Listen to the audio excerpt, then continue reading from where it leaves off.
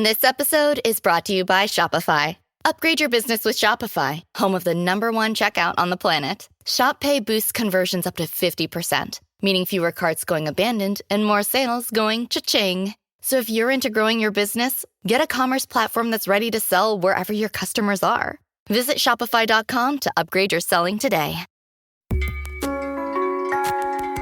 From the Boston Globe and PRX, this is Love Letters. I'm Meredith Goldstein.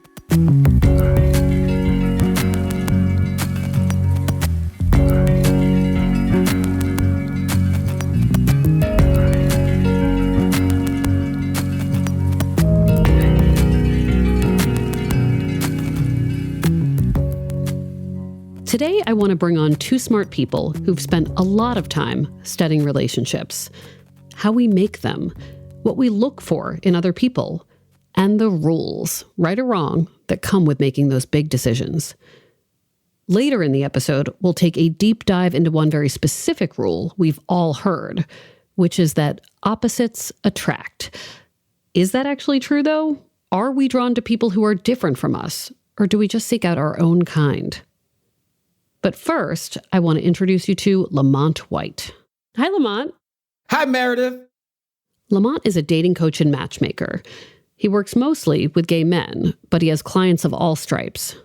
I'm from Pittsburgh, Pennsylvania, but I actually live in Atlanta, Georgia, with my husband and our two nephews.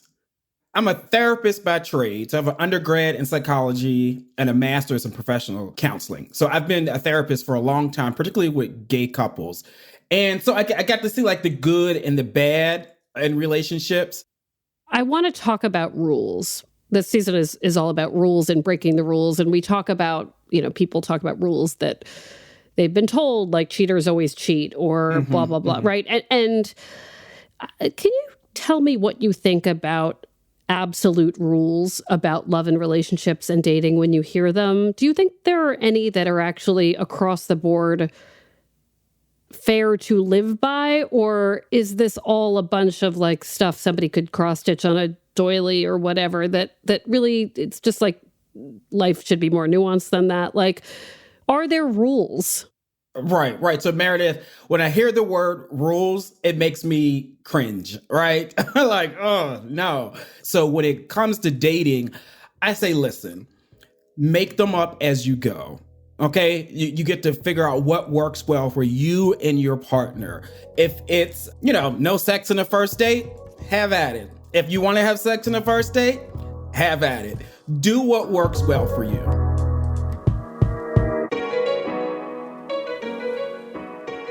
What if somebody is not having luck finding love and they start to believe that it is because they are having sex on a first date or because they are breaking some rule they've been told or rule that they've read about? Would you say change your behavior, or would you say you just haven't found the right person that...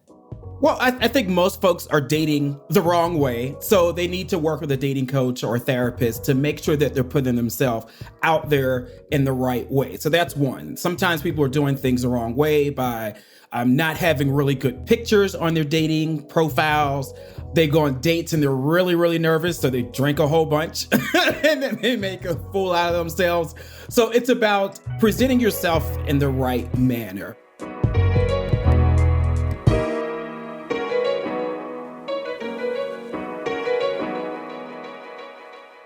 Dating is like a marathon, right? You are going to be at this for a long time. And it is okay to go on multiple dates and it doesn't work out, right? You don't want to be for everybody. You want to find your somebody. And that means that you might have to go on 10 horrible dates. It's interesting because it sounds like on the one hand, you're like, okay, no, everybody's got a different version of their best selves, right? For dating. But on the other hand, people come to you for help. And I'm sure in that matchmaking, there's coaching, right? About what to do. Yes. And you probably do have some ideas for some good, I hate to use the word rule, but rules to live by, things to think about, maybe better. One of which sounds like don't get wasted on a first date. But what are some things you tell people who are looking for love about some things? We won't call them rules. We'll call them things to consider. Guidance. We'll say guidance. Tips. Yeah. So I say definitely in your tool belt, you have to talk about who you are, right? So I tell my clients, you need to come up with at least 3 elevator speeches that talks about, things that interest you, things that make you smile. Like if you're going to talk about something on a date, you need to be smiling. Also, I tell guys, it is okay to flirt. It is okay to touch on a first date. You want to stay out of the friend zone. A lot of guys go on dates and they treat it like it's a job interview or they're hanging out with a colleague. No, give the guy a compliment. You can touch his back. You can give him a hug. You can tell him he smells great. Those are going to be things that will make the guy say, you know what? He's into me and I'm doing something right. It can be very confusing to know what guidance and what rules are okay in any given moment. When you are talking to someone who is sort of seeking someone to tell them how things work, how would you tell them to navigate all of these mixed messages? Yeah, the messages can be very confusing. The advice that I give, it's not my opinion. It is researched and they're proven strategies that, particularly for gay men, if you do it, it will work. So some of those things, like I tell guys, if there's a rule, don't talk about your ex on a first date, right? Why are you bringing your ex up on the? No, your ex does not get to occupy that space in time when you're meeting somebody new, right? Also, I might say, don't talk about anything that's negative or controversial. And if it's going to make you frown, it's going to make you cry, wait until later to talk about that, right? No, crying is for your entire second date. I've gone, oh Lord, I'm so happy I'm not in the dating field, but I did go on a date with this guy and he did cry on the first date. And I was just like, Lord, today, what did I do? Like, he was just having a bad week and he was crying. I'm over here getting him tissue. No, don't cry on your first date. That's the way to end it. Like, no. I want to bounce some rules off of you or sayings off of you. And I want you to tell me what you think of them. Mm-hmm.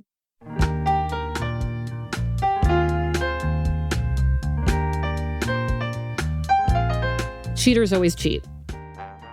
No, I think people are not honest about monogamy, okay? I think people just need to have more transparent conversations about the type of sex that they like and how frequently. So I think people are uncomfortable with being honest to say, hey, you know what? I want to have multiple partners, sex partners. You create the space for them to be comfortable to share that with you. Okay, so if somebody cheated on one person, it doesn't mean they'll cheat on you. Right. People cheat for a number of reasons. Okay. What about you have to learn how to be by yourself before you can be with someone else? You have to enjoy who you are, right? There are sometimes people look for a relationship to bring meaning to their life. I have a friend, every new guy, he changes his career based on the new guy because he doesn't have his own identity. You have to show up for yourself, then get in a relationship. So yes, love yourself first. The person somebody dates after a long relationship will definitely be a rebound. Rebounds are okay. Sometimes they work, but sometimes they're just to help you get over that ex. So I'm an advocate for rebounds. But like if somebody's dating somebody and they're the first person the other person has dated after their relationship, does it mean they're temporary? No. I've seen some guys who fresh divorce, months later, still with the guy. So yeah, I don't think there are any absolutes. Okay. Here's a gendered one. Men move on faster than women. No, they don't. They don't. The science is contrary to that. Okay. Men do get over arguments quicker than women. We're a little bit more logical. We deal with it and we move on. Okay. But when it comes out to love, no. And like women are like 8 years later, like, I remember that thing you said, I'm not over it. Okay. Right. Okay. What about your partner should be like your best friend? No. I have a best friend. His name is Rashawn. I told my husband that this is my best friend, okay? There is a space that he occupies in my heart that my husband cannot touch, okay? And it's okay. Perfect. That's a lot for a person to live up to, right? He has to be your best friend. He has to satisfy you sexually. He has to pay the big, it's a lot. No. Mm-mm.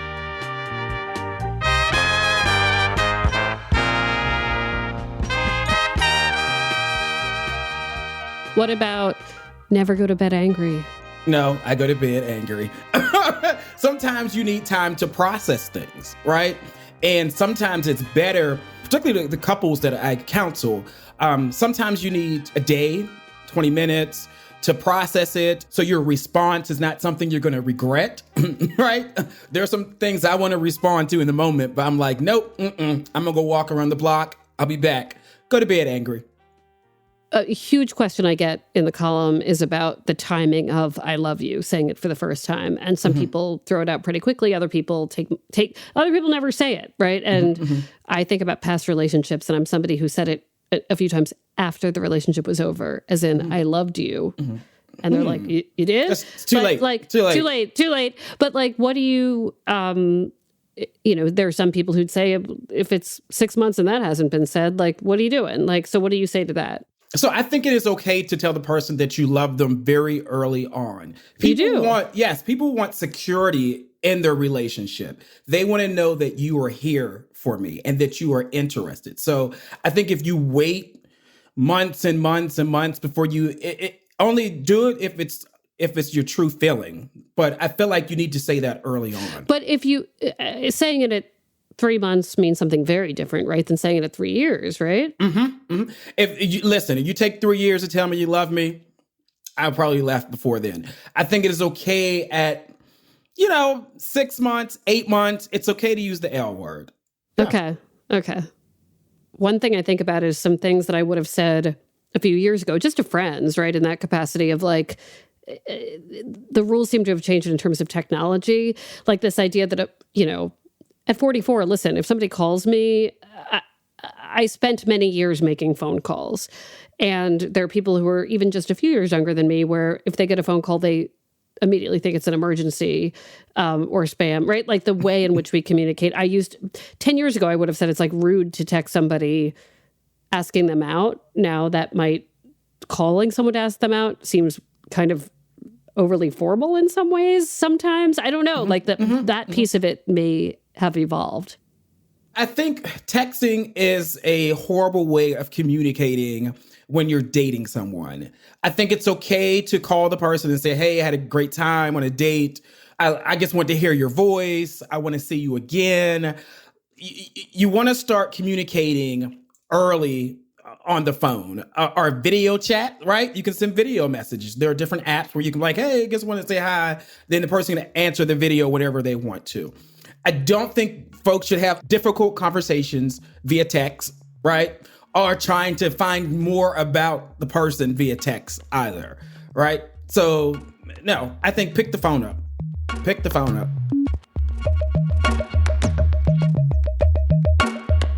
This is so great because I just feel like rules are, as we said, even just the word is such a trap, right? And thank you for shedding light on the fact that a lot of them are bullshit. It's very helpful. Yes. Except for the ones that aren't. So thank you, Lamont, so much for sharing your story and giving us some suggestions. You are more than welcome. Rules we have to follow. More guidance. Guidance, yes. Okay. When we come back, do opposites really attract? Or is that just a myth? That's after a short break.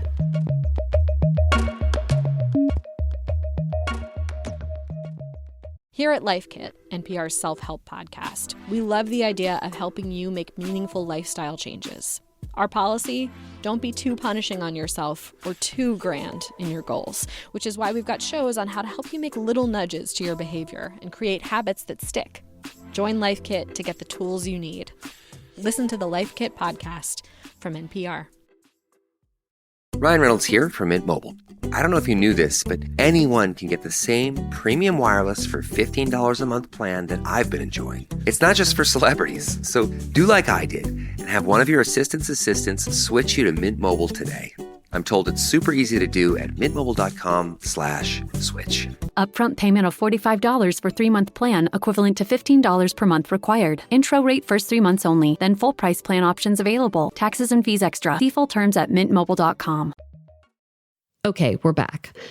So we got Lamont White's take on a bunch of rules. Now I want to really zero in on one particular relationship trope: opposites attract. Years ago, I became obsessed with the idea that opposites attract could be a biological rule. I didn't necessarily believe it could be, but there was a 1995 study by a Swiss biologist that seemed to prove it. Here's how the study went down.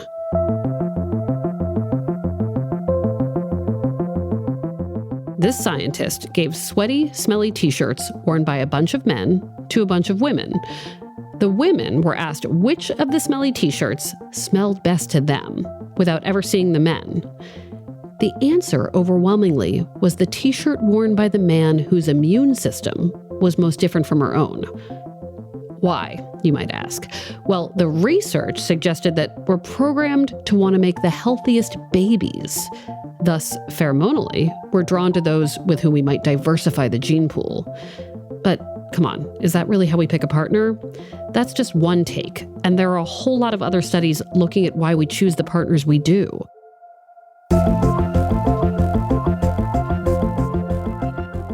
But let's leave biology out of it for a minute. Let's talk about the psychology behind seeking out potential mates. Are two very different people, say from different socioeconomic backgrounds or religions, actually predisposed to like each other? And how do they do once they're in a relationship? To answer this question, I called another kind of expert. My name is Angela Baines. I'm an associate professor of psychology at Wellesley College.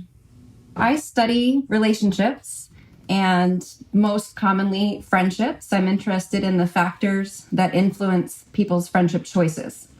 So I sort of started with a focus on the role of similarity in dictating who we choose as friends, and sort of documented how amazingly common and widespread the lure of similarity is in friendship. Angela's research suggests that opposites don't attract at all. In a big study she worked on, published in 2016, she concluded that people in close relationships bond because they have similar values and shared experiences. We like it when someone is a lot like us. So I know that you did not, in these studies, you have not focused on romantic relationships, but is it fair to say that the way we might choose a romantic partner might resemble how we choose the friends we surround ourselves with?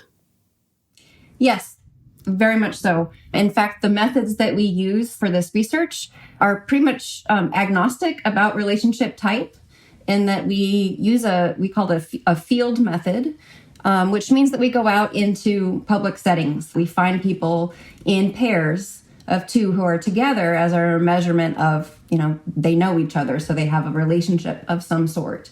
And so the widespread evidence we find for similarity spans relationship type. Angela says like finds like pretty quickly in all sorts of ways.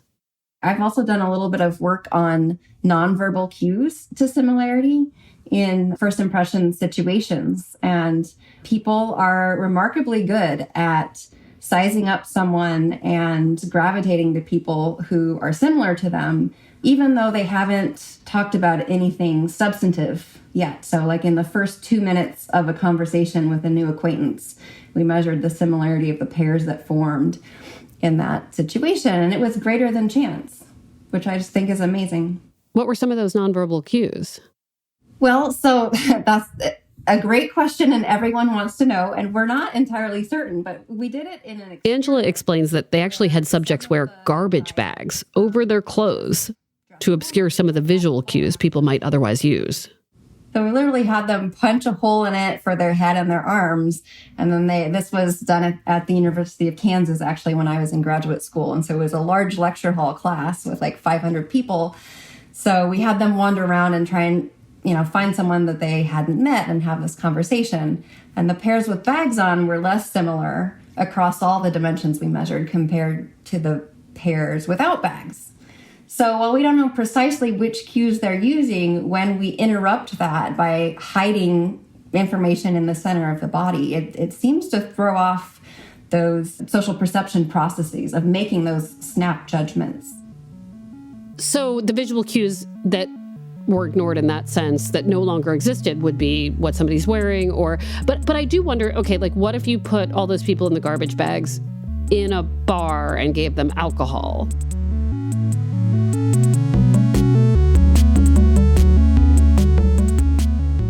I feel like my non-visual cues would be like, who, like me, goes to the snack table as opposed to mingling? Who, like me, is maybe feeling a little bit on the sides of the social interaction or looks like they might be ready to go home at 11? Like, there are these other things about behavior in a group setting that might draw me to somebody, even in a garbage bag, I guess. So were they just sort of wandering around? Like, what did it look like?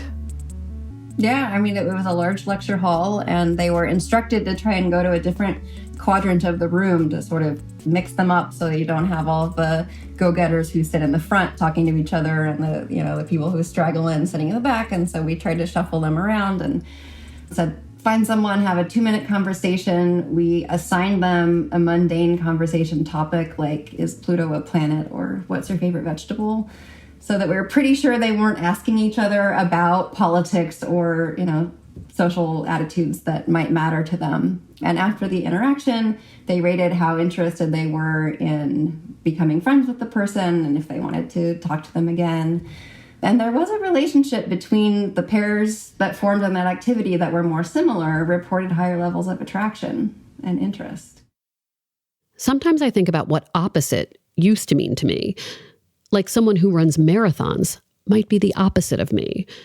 But that definition has changed because of the world and how my values have changed. Now, when people say opposite, they might mean politics. In fact, they probably do.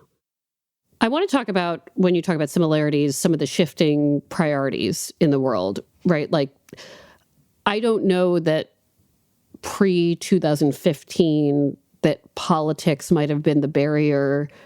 I'm thinking about all the letters I got after 2016 from people who had been happily married for years. And they were like, now I can't live with it because I know this person feels differently than I do about what just happened in this election. And they would say, is there any hope? And I was like, well, were you really happily married literally 6 weeks ago or a year ago?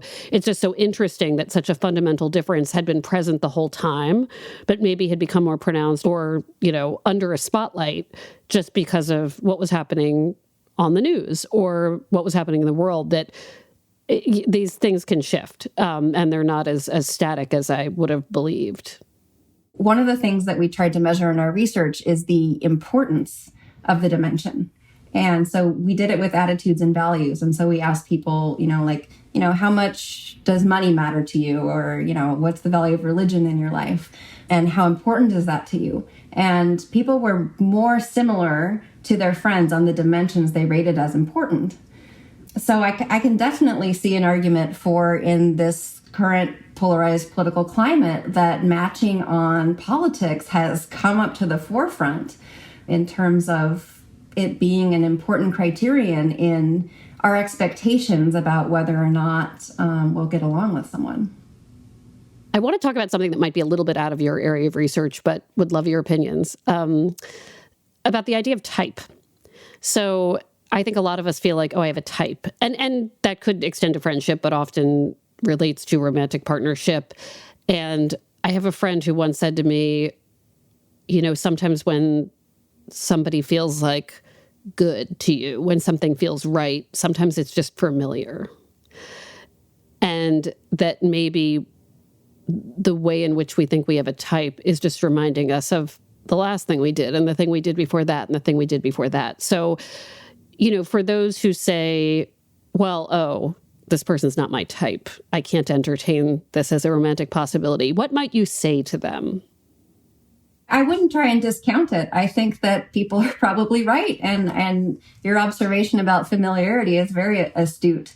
The attraction literature, the major predictors of attraction all point back to familiarity. Similarity, proximity, and symmetry in physical attractiveness all have to do with, nothing being seemingly foreign or unfamiliar or unpredictable.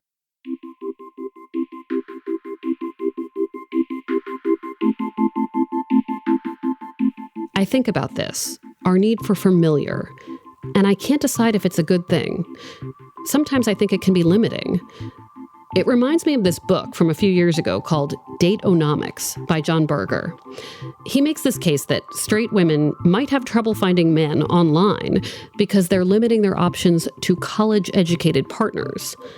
He says that women are far more likely to get advanced degrees these days, and that if they pass over men who don't match them in that value or experience, they're closing off so many possibilities. I don't know if I agree that that is why some straight women have trouble finding worthy men to date, but it is one theory.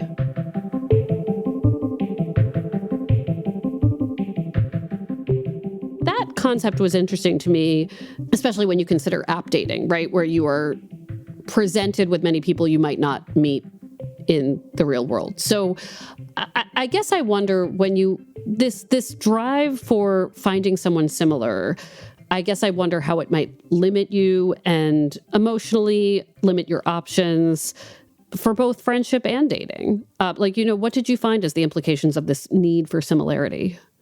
We found that it's so common and widespread, which suggests that it's sort of the psychological default.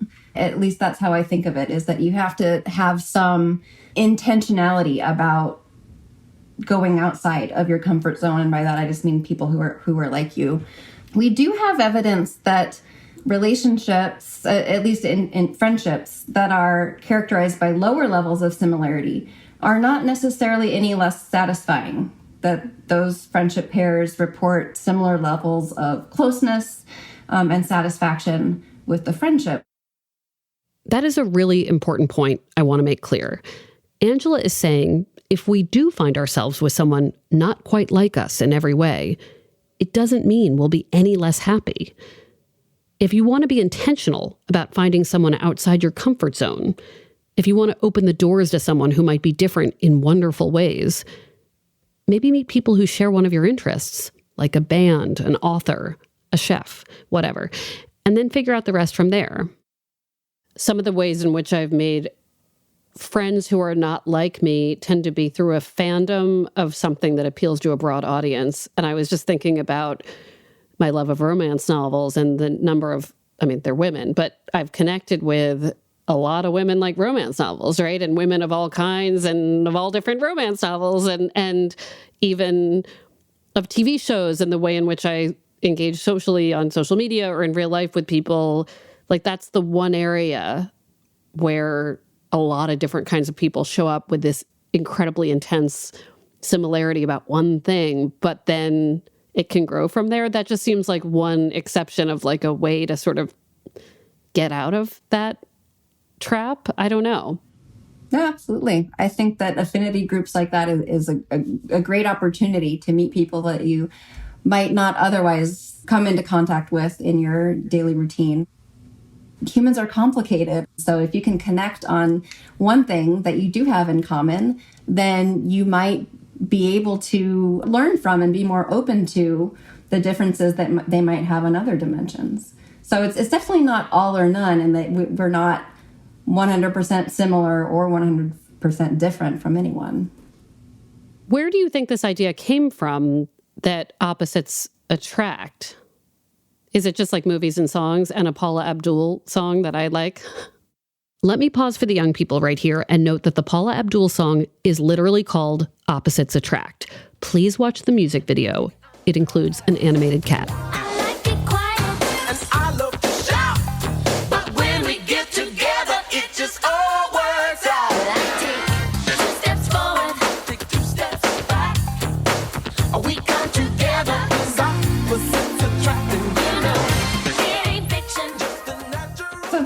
About psychology, there's the appeal of folk wisdom, and you can find an anecdote that validates your cliche. And for just about everyone, there's an opposing one. So you can either, point to opposites attract, if that's really what you're convinced of, or you can say birds of a feather flock together and probably find some anecdotal evidence to support it. Right? So that's where psychological science comes in and being helpful in sorting through the contradiction that we have in our personal anecdotes. And there's much stronger evidence for birds of a feather or, similarity attraction than there is for opposites attract. Angela, thank you so much for sharing with us. It's my pleasure. Thank you for the opportunity.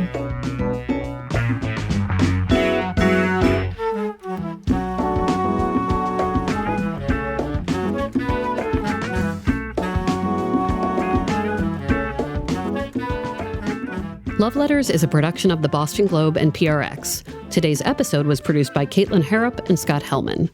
Ned Porter does our audio mixing, sound design, and mastering. Devin Smith does our audience engagement. Love Letters illustrations by Ashanti Davis. Check them out on the Love Letters Instagram. Special thanks to Brian McGrory and Linda Henry. Our music is from APM. And if you like the show, please leave us a review on Apple Podcasts. You can always send us a letter. We are an advice column, too, to loveletters@boston.com. We're online at loveletters.show. I want to talk about straight people for a second. Hey, straight folks. The poor, I just, every time I see like a tweet that's like, are straight people okay? I'm like, no, we're not okay. Right. I'm Meredith Goldstein. Thanks for listening.